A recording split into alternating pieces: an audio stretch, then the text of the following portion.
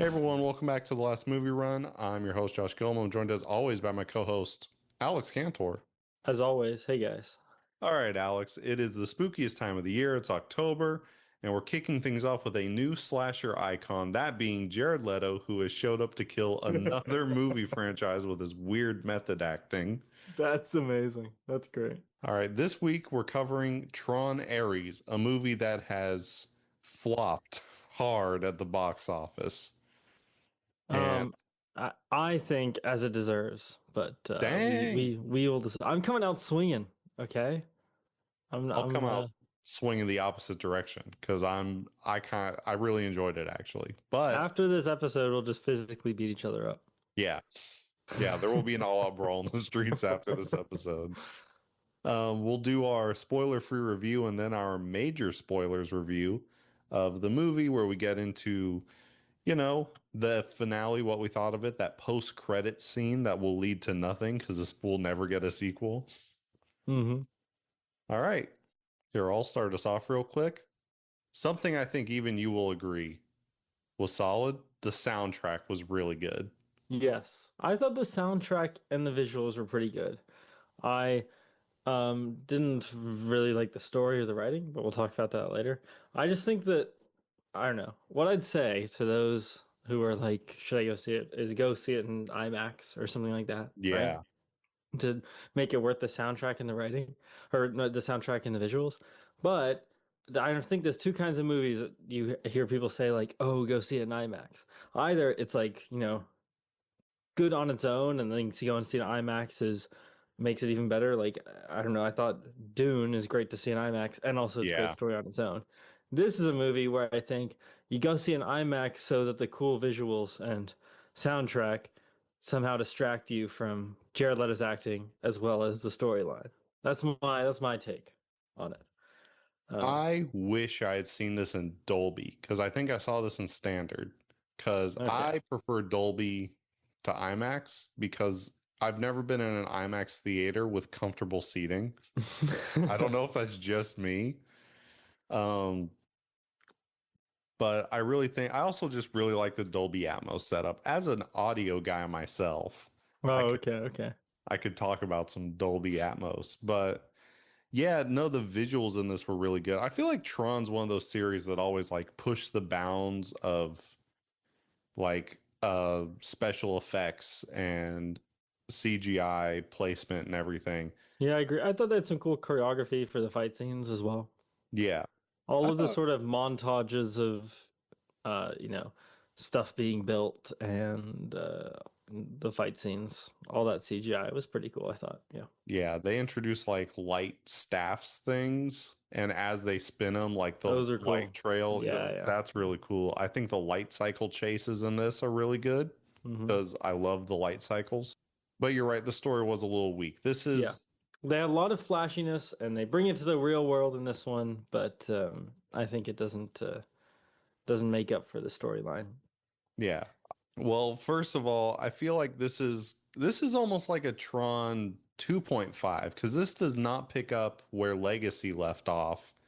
This picks up several years afterwards, kind of as a side story. We're not following Kevin Flynn from original Tron. We're not following Sam Flynn from Legacy. And keep in mind, before sitting down to watch this, I really hadn't seen Tron. I think I'd seen Legacy as a kid, but my brother and I both sat down and watched Tron and Tron Legacy together, and we got really into it. Like my brother is currently watching. There was an animated show that aired on Disney XD. Seriously. Yeah, he's sitting down and watching that, and I watched the pilot of it. It's interesting. I think it's cool. But if you wanted more of like the legacy grid, we get that for a good 4 minutes in this. Otherwise, it is the Dillinger Systems grid we're following, the bad guy from the first movie. And this does follow Evan Peters as Julian Dillinger, who's kind of presented as a main character, but then very quickly turns into the bad guy of the movie. Yeah, he's sort of like a slimy tech bro with no feeling villain is how he's presented. Yeah, but I feel like that works for Tron because Tron's not like a life or death situation. It's like the inner workings of a computer. So for the bad guy to just be a tech bro who wants to do computer shit, I feel like is not like that worked pretty well. And then we got what's her name? Eve Kim is now the CEO of Encom, which is the company Kevin Flynn starts. And Yeah, and I think she has some connection to Kevin Flynn, although I was sort of unclear on what it was. I think there's some throwaway lines. they seemingly she's just after a code he wrote in the 80s, Okay. So which maybe I thought I'd missed something, but maybe it is what it is. no, it is what it is. That disappointed me. I like the lead in this. I thought Eve Kim was good because she's kind of looking for the permanence code, is what this is all about. Because all these things that Dillinger is bringing to life from the computer can only last, what was it, 29 minutes? And, so we want to find the permanence code so it can exist. And I thought that was going to be like the MacGuffin of the movie, is we're going to be sent after the permanence code. And it is in a way, but they just find it right off rip. So the rest of the movie is about getting it back in a way or keeping it away. We're really just When do, playing when do I around get to with start purpose code. disagreeing with you? So you right now start disagreeing with me. All right.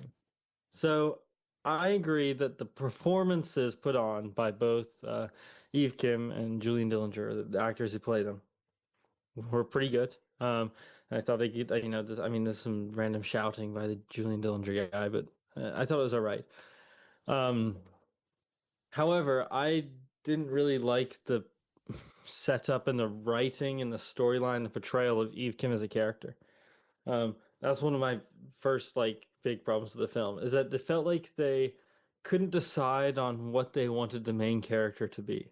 Half the time, and when you first meet her, she's portrayed at this sort of like, you know, um, badass, doing stuff to the power grid and rerouting it and then skiing down the mountain and one woman team and she can handle anything and it's just herself against the world and everyone's out to get her and she's sneaking into places and then they're like, oh no, actually she's like a big important part of a multi-billion-dollar gaming company. Yeah. um and then they're like, oh, never mind, actually she's one woman team all on her own again, biking through the city alone, um having to fight off the programs as they come at her. Wait, this is the spoiler-free part, isn't it? Yeah. It's I fine. think that I'm still covered. And then they're like, "Oh wait, no, remember she is actually still that super billionaire because she's gonna wire $50,000 to some random gas station assistant." And she goes to like the massive corporation building that she works in. And then they're like, "No, actually, it's just her against the world again with her assistant because somehow at the top floor of this massive Encom corporation building, there's just like a tiny little room that just she works in with the laser 3D printing technology." And then, they can't decide. They keep flip flopping back and forth. They wonder if the resources behind her, and as part of the setup of her being part of Encom, she needs to have all these resources behind her and be in a private jet and all this stuff. But at the same time, they want her to face adversity, so they do it by sort of conveniently forgetting the resources she has at her disposal at random intervals. I'm not Kinda. gonna become CinemaSins here, but uh, when you have a mass, I mean, I think the reason that Tron, the very first one, worked so well is that people like didn't know what computers were and what they could do and this sort of mystery around them, and then you're able to create this film and people are like, okay, maybe this is the way it works. But people know enough about computers now to have some sort of common sense in dealing with them. Your average Joe now knows what a server room might look like. So when you have like a massive cyber attack and then immediately afterwards you have your two characters discuss some top secret information over the phone, um oh, and using all the lines like, oh yeah, I found the permanence code, here is my exact location, literally half an hour after a massive cyber attack. Mm. Then you land on the private jet and it's like, oh yeah, I'm gonna get on the motorbike and go my own way. I just think it takes you out of it because you're like, well, with any common sense, I'd know probably not to share that information or something like that, or maybe not to go alone. But that's what I mean by the sort of flip flopping. They can't decide who they want the main character to. Well, they know they want the main character to be Eve Kim, the protagonist at least, but they can't decide how many resources she has at her disposal, and they sort of try and cover up the fact that she could solve a lot of her problems by being backed by Encom. um, by just sort of conveniently forgetting every 20 minutes or so that she has that at her disposal. And I think that is just weak writing, where you just sort of remove your protagonist's assets to give them adversity and then remember you have them again and then forget you have them again and remember you have them again. I mean, I never really sort of like I'm in a similar situation to you where I watched Tron Legacy as a kid, but I didn't watch the original Tron and I didn't watch them in preparation for seeing this film. So I never really understood because I was watching it as a kid how the coding and its relation to the real world works. I mean, Hmm. you're sort of inside the game the whole time. So it's just, Yeah, I guess you're sort of, this is how, if you were a part of the code, you would experience and interact with the world. that's I think exactly it's it. the sort Yeah. of way they put over it. But in this, just from the very beginning, they sort of break down that illusion, I think, in a really weird way by cutting back and forth between Ares, played by Jared Leto, in the game and um, the outside world, where like Julian Dillinger is like just typing some stuff into a keyboard, and then like Jared Leto is faced with like a massive talking head who's discussing with him. And then you're sort of like, okay, well, is it the massive talking head? Is that what's going on? Is this how the code sees just, Julian Dillinger typing away? Yeah. Later on, you have some sort of like battles within the grid by Ares and his team, but then it intersperses cut back between Julian Dillinger like doing some coding or something on his workspace desktop. So you're like, is he is Ares like just a virus and this is how he interacts with the world? But then why is Julian Dillinger doing typing? And it's just really weird. I can't. It makes you not really understand what is going on and what they're doing when Julian types on his computer and if that's actually creating the actions of Ares or he is a character in himself. And it just made it really sort of confusing. I think it was inevitable to happen when they try and bring the real world in such a way that it's literally frame by frame interspersed between the two. Within scenes, you have stuff happening in the code and then you see it how it's being done like behind the curtain of the typing and then it just sort of confused me a lot. Anyway, those I think are my two big problems in the movie. Fight back. Well, as someone who gets Tron, Alex, And the nuance, yeah. yeah, the nuance of Tron.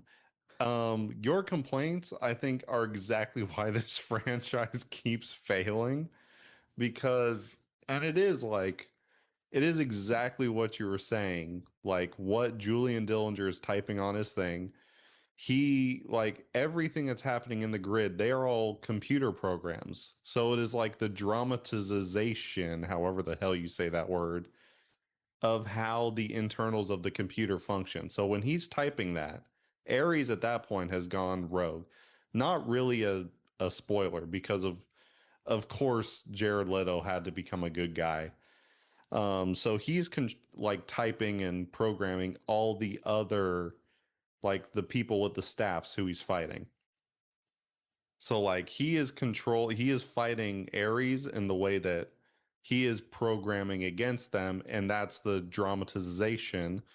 Can't get that word out. Yeah, I guess I think that works in the other ones where you're fully immersed in the dramatization Yes. or you're in the real world. There's no other. But when you flip flop it back between it, like the directing does for these scenes, then it just gets so confusing that you're like, do I care? Like when I guess we're not discussing spoilers yet, but Ares in a fight scene sort of goes back to save one of his teammates. Mm-hmm. Um, but then it cuts back to Julian Dillinger in his office, and then you're like, what does that mean? What does it mean when he goes back to save one of his teammates? Is that a piece of code going, back 3 lines in the database's code? I mean, I don't, I think that I would guess, I'm not a computer scientist, but I would guess that a lot of computer scientists are watching that and being Yeah. like, this is some bullshit, right? Because I doubt they like hired someone to do all the fancy code. So you knocked out that bracket of your audience. Everyone else who's watching it is just sort of confused because they can't really get into the dramatization because it keeps pulling back the curtain every 5 seconds back and forth. And then, and I think that's a directing thing is deciding, you know, how you want to display this world and how it relates to the real world. And the way that they do that is just, I think, really confusing. This this is the problem with Tron, right? And it's the problem with this movie because I really enjoyed original Tron, even though it's a very slow movie when you watch it today. It's really about the in the 80s it was like, wow, this is an impressive story. I think original Tron has the best story. Tron Legacy has the best like visuals and soundtrack. So everything they did with Ares is a step below Legacy, which I don't get why they didn't give us a sequel to Legacy. Because, like I said, this is like Tron 2.5. Before we get into a third installment, we have to do this weird side quest because we'll get into it later. The movie leaves us in a spot where, like, oh, we're going to get the sequel to Tron Legacy next, but this wasn't it. That's my problem with this. It's fun to be on the grid. I like the Dillinger system stuff. I get the nuance of it, but it is odd to me they went in this direction, I think, doing the whole Jared Leto thing instead of going back to Sam Flynn and Quora from Legacy. And we Kevin Flynn gets put all over the marketing for this. It's really just a cameo. I feel like even he Yeah. said it in interviews. He's like, yeah, I just did a cameo. Apparently Disney was saving that as like a, ooh, look, he's here. You weren't expecting that. And then he went on a podcast like 2 years ago and he was like, yeah, I'm in the new Tron movie. So Disney had to be Really? And so like, that's why I put him in the trailers. Disney had to Yeah. be like, ah, fuck. All right, just throw him in. Just put him in the marketing. Um, yeah, but I still think that they flip-flop too much on their protagonist. They can't decide what she has at her disposal, and they can't decide how to like face her with adversity outside of just removing everything except her and her motorcycle and throwing a bunch of programs at her. Yeah. And they just sort I think the whole movie, they just sort of it feels written scene by scene.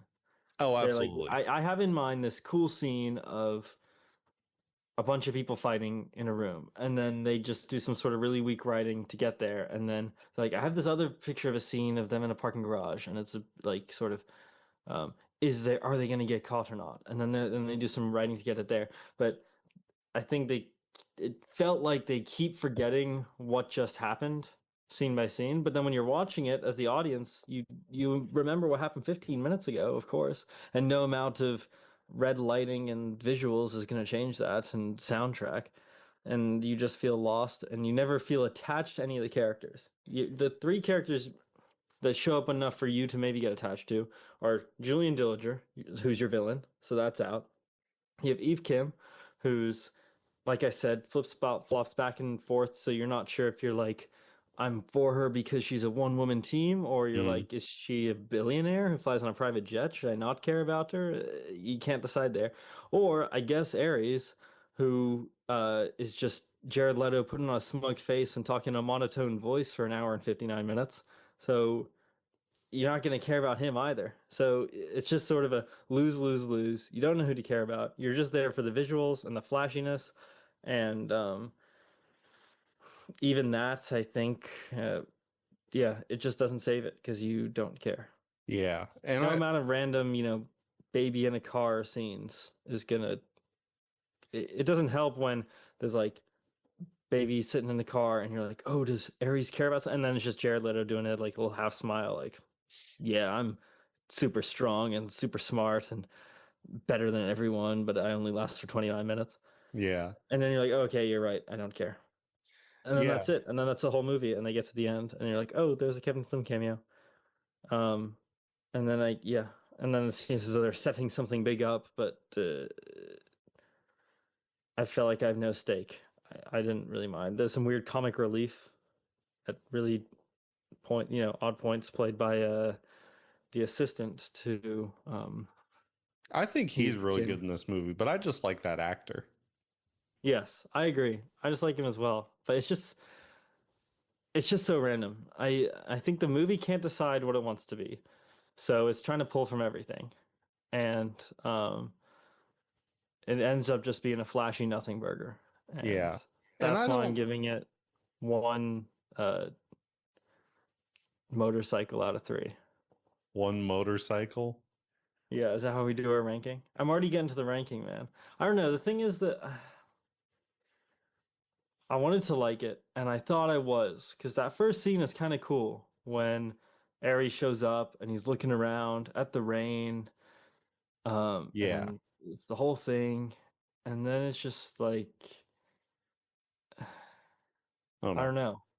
Let I me just couldn't get myself to care about any character because they weren't consistent enough in their portrayal, or they were so consistent, Ares, that it was just a monotone voice the whole time. let me rant about this for a minute because I don't entirely disagree with you, right? I think I enjoyed this movie because of the Tron spectacle of it all. I love the light cycles, I love the vehicles, I love being back on the grid, but I don't disagree with you about Eve Kim. I think for what she is, she's fine. And like you said, I love the assistant character. He's running around, but I think he's just a great actor. Also, side thing with him, when they get off the plane, like you said earlier, and they have to like, ooh, we have the permanence code. Let's now drive off in separate directions. He is in a decked out Audi Quattro that like only a couple of those exist in the world, and he is randomly driving it around New York, which is crazy.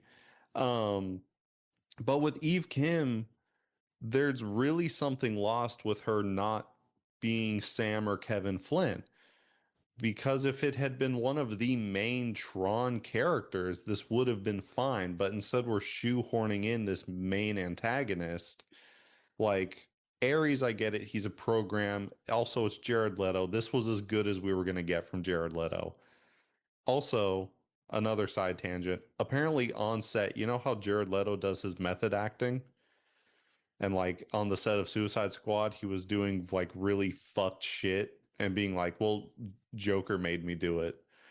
Like he was leaving flaming bags of dog poop on his Oh shit. coworkers. Yeah, I think he's just not a great guy. That doesn't help either. When the program you're supposed to care about, like, and that's a casting director problem. You know that everyone in the audience is like, I don't really know much about Jared Leto, but I know he's kind of a weirdo. Yeah. So, Um, and then you have like a whole car scene where he's just saying, "Oh yeah, I know everything about you, Eve Kim. I've studied you, and that I was listened to your weird. music." I And didn't then like the so way that's that weird as was hell. done. He on set did the same thing where he apparently the whole time he was like, everyone must refer to me as Aries. If you refer to me as Jared or Mr. Leto, I will ignore you. I'm Aries. And apparently, the only person who didn't do that was Jeff Bridges, the guy who plays Kevin Flynn. That's great. And I he like was that. like, hey, Jer. And he was like, no, I'm Aries. And he had to pull some in universe shit. He was like, well, since I'm the one who made the grid, you technically answer to me. So he got away with calling him like Air as like That's short, but crazy. he's the only one who was like, hey, I'm not fucking doing that. Um, Yeah, I don't know. The Eve Kim character, it's just weird to shoehorn her in.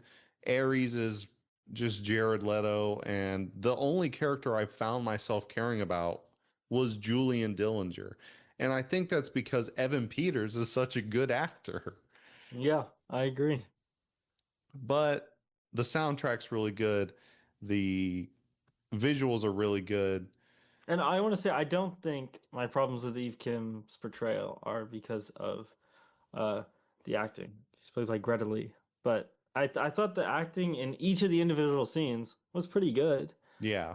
I I would just not blame the actors for any yeah, of what's happened here, I except think Jared it was Leto. uh yeah, I think it was just her the way the characters like yeah, her character arc was written. There is Yeah. no Yeah, I felt it's like there wasn't really any character arc for you to care about. In yeah. fact, you're right. The only person you care about is probably, well, I mean, I guess Ares has a character arc, but you sort of but We I don't already care discussed about why it. we probably, yeah, I don't care about that one. Like it's just Julian Jared Dillinger Leto. has a character arc of sort of what he's willing to do for this permanence code. So yeah, you're right. That's why I end up caring about him. Yeah. Everyone And else, you're just like, okay, I guess. Here's some more, I felt like I'll tell you what else I felt like sitting on that movie. You know those things where people put masks on their face with red mhm, light when they sleep to sort of yeah, clear their skin? I got some red light therapy sitting in that movie. this That's movie what I is so felt. red. Yeah. Even Horrifying from to the say. very beginning, the Disney logo Yeah. is like Real quick, what would you said you would rank this out of one or one three? Tron motorcycle out of three. You would give it 1 out of 3 light cycles. Horrifying. I would only give Half, it two. if I could. It was not good. They, literally, in order to cut these scenes together, these action scenes they have in their mind, they invented teleportation. They suck someone into the grid, rebuild her, like, I don't know how far that is away, but significantly far away, and then she's just there again as a human. I think Yeah, that classifies as teleportation. They literally are kind teleporting of. characters around to get them into the scenes that they want because they can't write them into the scenes in the ways that Mm, they want. And I that's my big problem with the film. yeah. I don't know. I'm gonna give it 2 out of 3 light cycles because I enjoyed being back in this world, but I don't like it just wasn't as good. It Yeah. didn't follow the characters we wanted it to. And then to like bait us at the end with, hey, the characters you want to see will be in the next one. It's I don't know. But by the time you get to that end credit scene, you already know the movie bombed just from Oh watching. yeah. So you're like, okay, this is really cool, but I don't think it's ever gonna happen. Just I because saw I this don't think this is movie gonna be a success. the second day, technically opening day, not opening night. I went to see it the Friday it came out.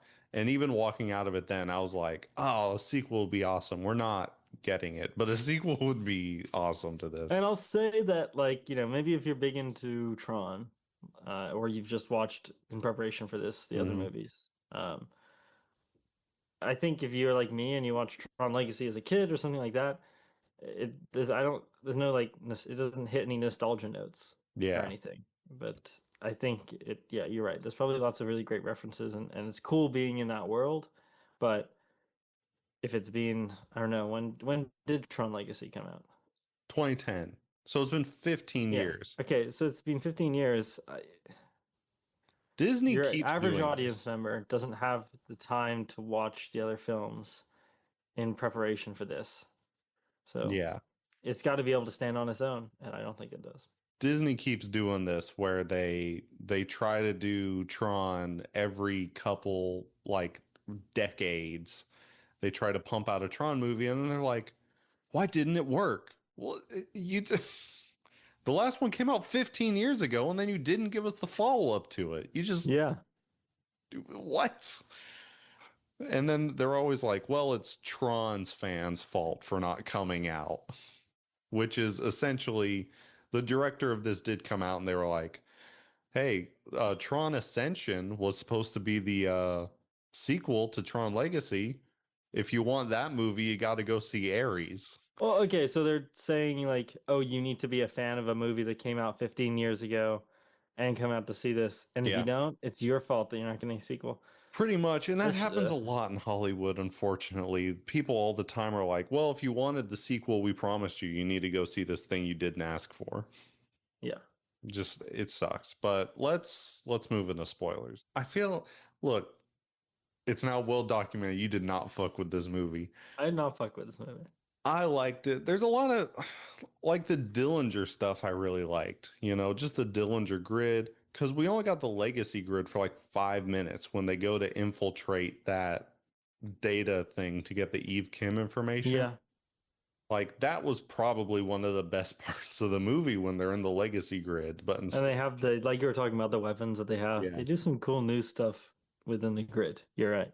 Also, Cameron Monaghan is in this movie Yeah, what a for random 4 minutes. cameo. Apparently, a lot of his stuff was cut. But in the final cut, for him to just show up and then be like, "Oh, I'm gonna die," and then taken Yeah. out of the system is, Then nuked from orbit. yes, so stupid. And I bet he made so much money for appearing in this movie. I mean, when you look up the casting information on Google, his name comes up before the assistant. Really? Yeah. So maybe he did have a lot more, and you're supposed to care about him more.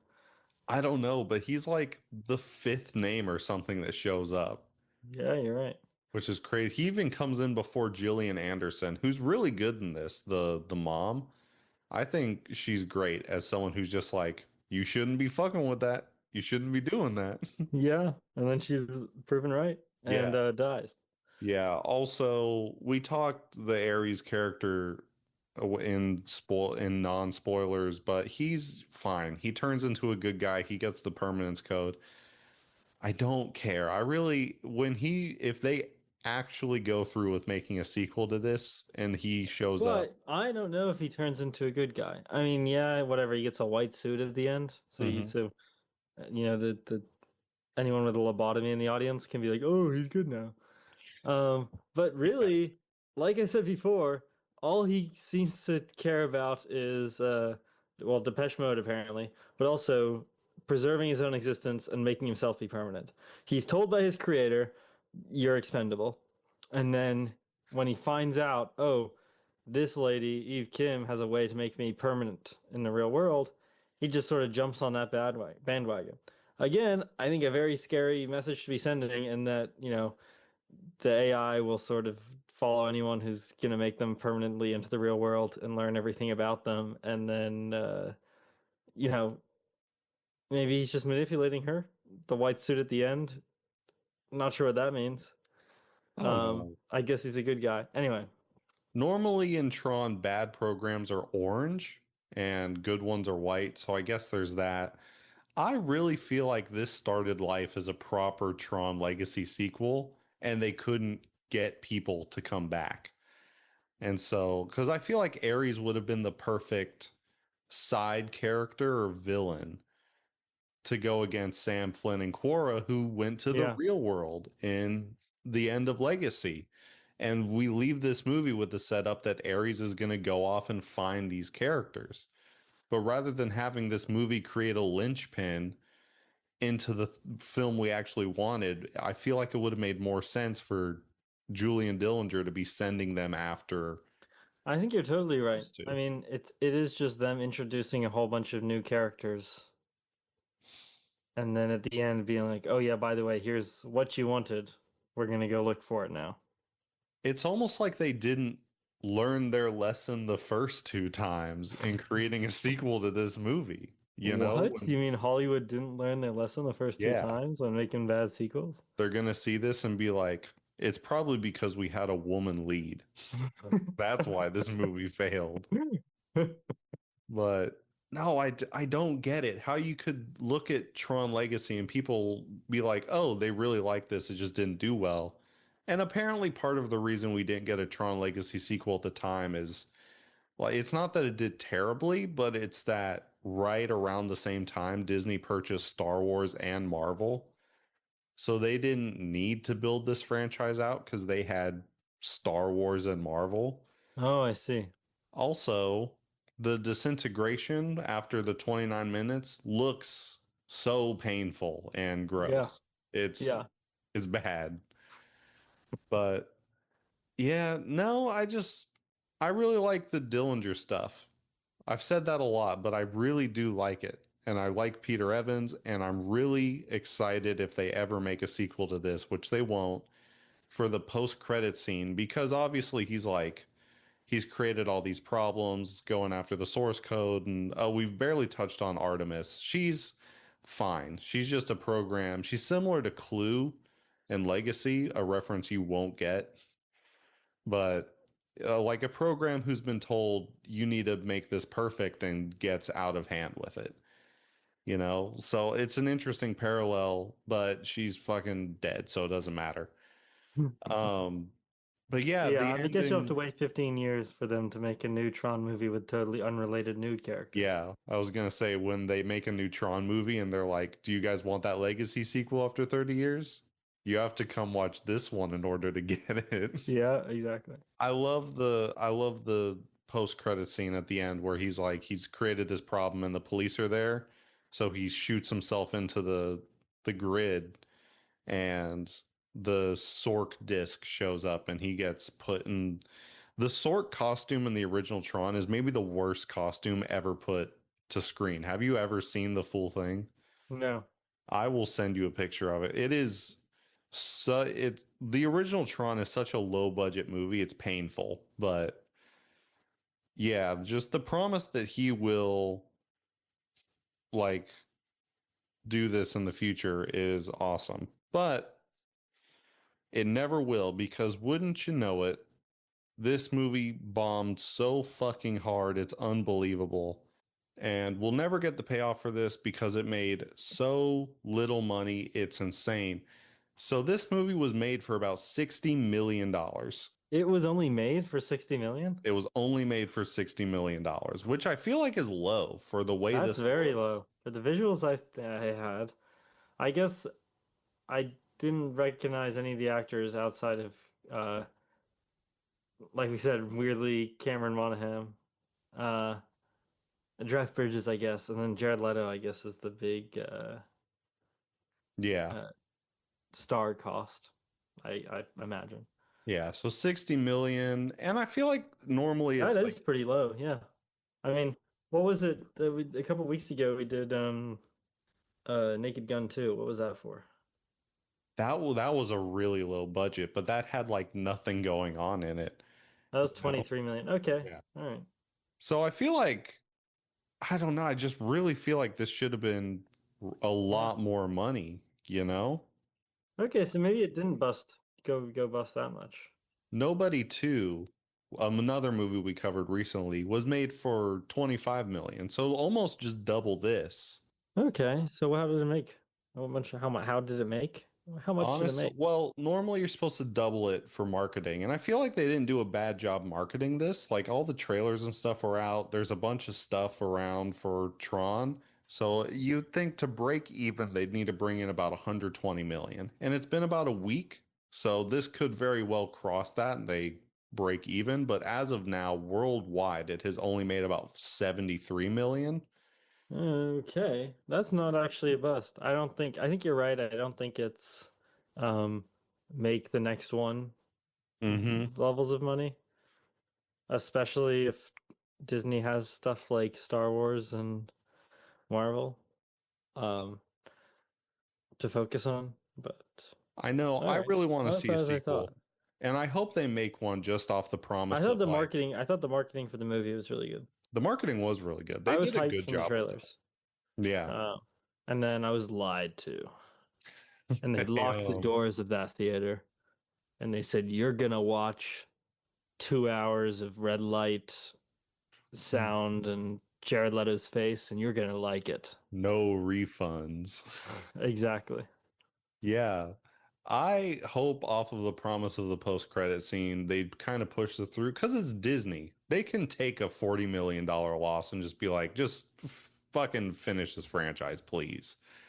Just make the last one. Just we don't want to do this anymore. Just finish it so no one asks for it. Like I'd be happy with that. But they keep giving us like, do you want a TV show? Do you want a game? You have to play these if you want the sequel you actually want. Like I'm really getting tired of that. Yeah, I get it.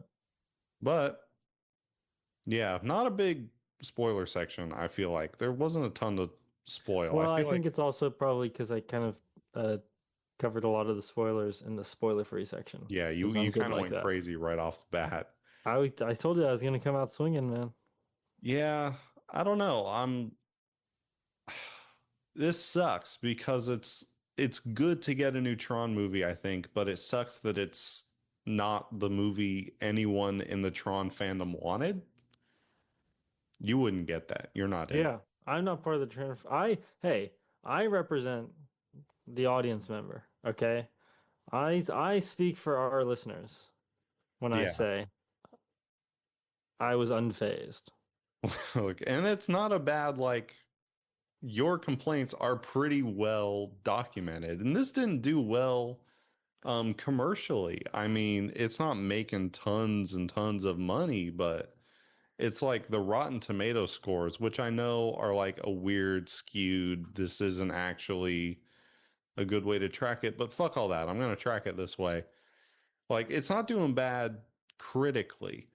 Like, it has a 52% tomato meter from critics, but then from just people going to watch it, it's like an 86.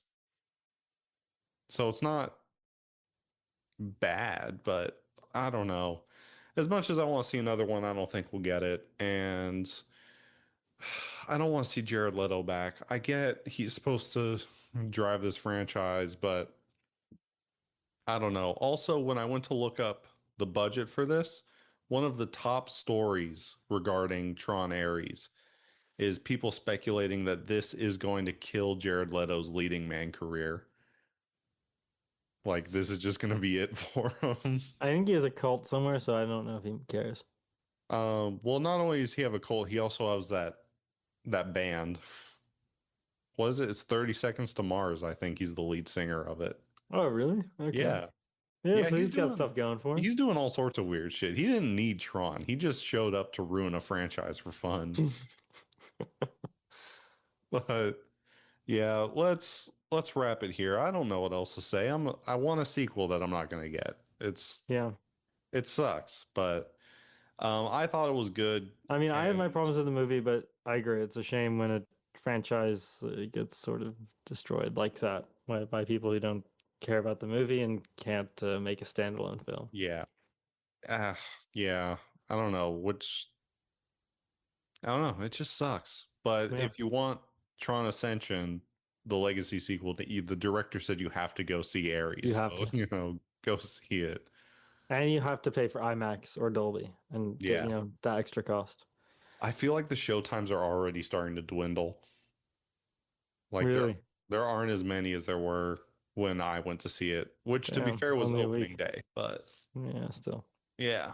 Anyway, on that note, I guess you and I are gonna go beat each other up in a parking lot. Yeah, now we have to go fight about our opinions on this, but we'll be back. One of us will be back. The other one will be in a hospital in 2 weeks to cover Ghostbusters for Halloween. So that'll be In a fun. hospital? What are you bringing a crowbar? Yeah, I'm bringing a pipe. Um, yeah, so we'll be back in 2 weeks to do that. We'll see you all later. Yeah, see you guys. Bye.